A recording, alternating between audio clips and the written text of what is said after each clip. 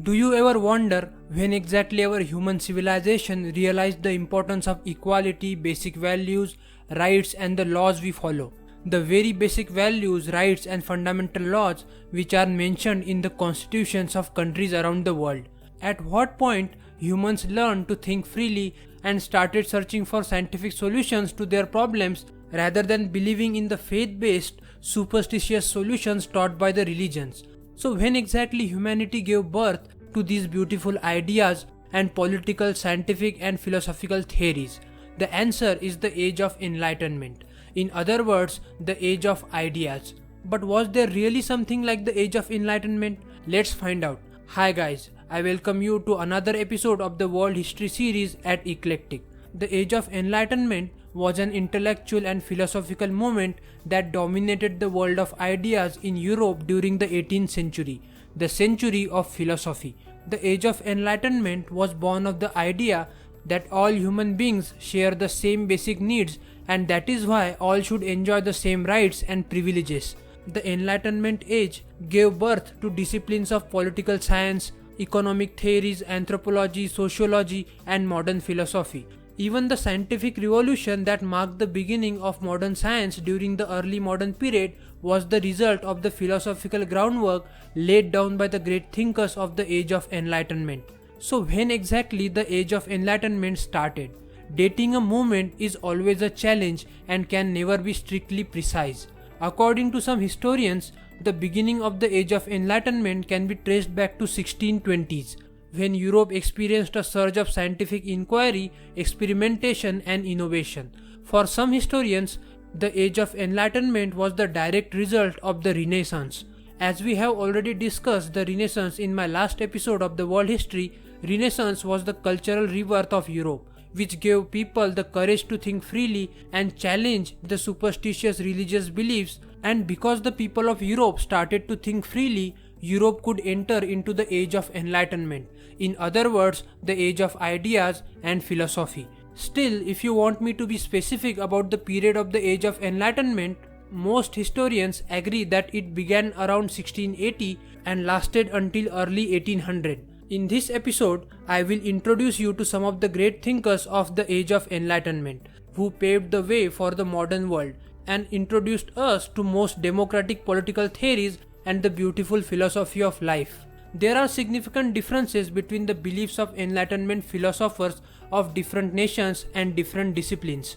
Views held by certain French philosophers can differ dramatically from the beliefs of certain British economists, Spanish political thinkers, Irish novelists, etc. And it is common. Most of the time, intelligent people don't really get along well.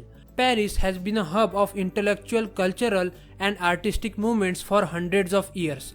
Therefore, let's begin with the French philosophers. Montesquieu. Montesquieu was a French judge, a man of letters and political philosopher. Montesquieu's theory of the separation of powers into executive, legislative and judicial, each of which separate from each other, and the power of sovereign, dynast or a ruler was revolutionary at the time. His theory of separation of power is implemented in the constitution of countries around the world, which are still in use today. Montesquieu rightly said that no branch of government could threaten the freedom of the people.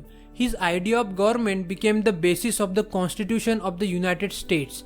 Even in my country, India, a country that has a population of 1.3 billion people and is known for its diversity, the system of separation of power into executive, legislative and judicial is still being used by our government and is mentioned in India's constitution.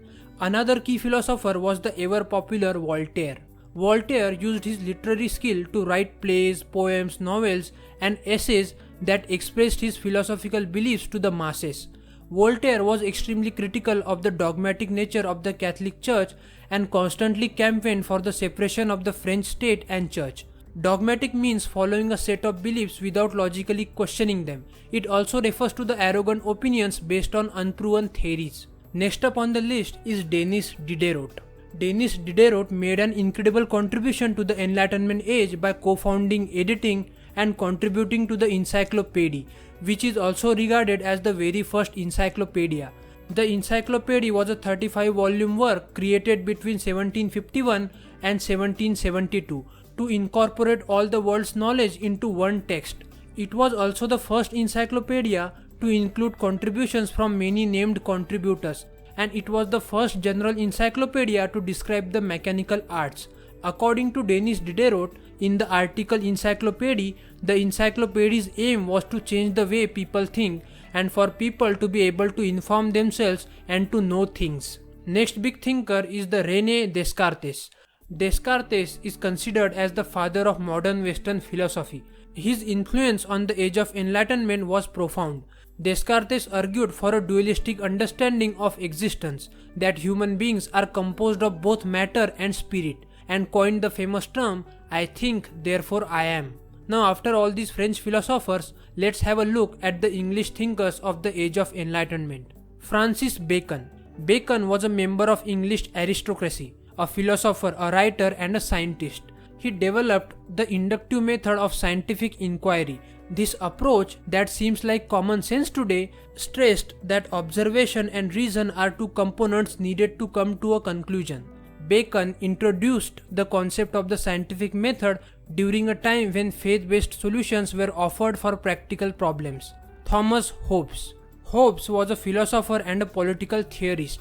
He wrote about the right of individuals, social equality, and the necessity of a political system that is based on the consent of people. He stated that communities must be built on a social contract, thus introducing us to a new age political philosophy, the social contract theory.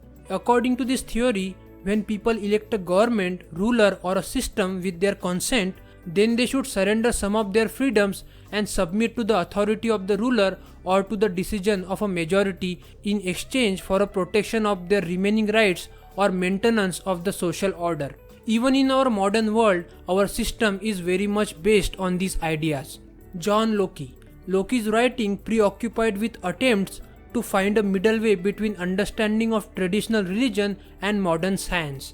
He stated that knowledge was acquired through sensory things and not divine means, and that only certain things could be known to be fact, laying the foundation for intellectual humility. German thinkers also played a vital role in the Age of Enlightenment. Gottfried Leibniz, Wolff, and Immanuel Kant are some of the prominent German thinkers. Gottfried Leibniz. Leibniz is credited with the discovery of calculus. He also developed a theory of the universe that included a spiritual component, insisting on the existence of God and his creation of the world, using metaphysical building blocks he called monads. Another well-known German thinker was Immanuel Kant.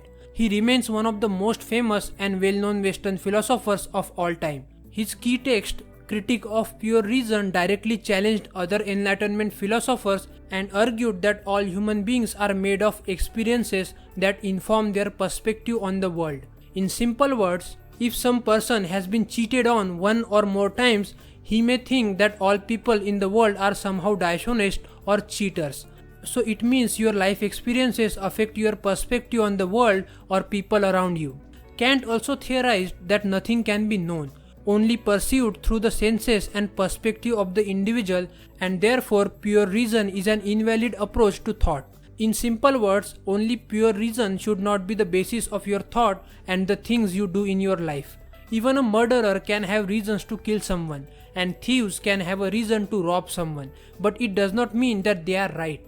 If we all start using our reasons as an excuse to harm others, humanity will lead itself to the state of chaos. That's all for today, guys. If you haven't watched our recent episode about the Renaissance, where we talked about how was the life in Europe during the Middle Ages, the inventions, the spread of knowledge, philosophies, bloody battles, political conflicts, religious revolutions, and disasters, they are all mentioned in our last episode about the Renaissance.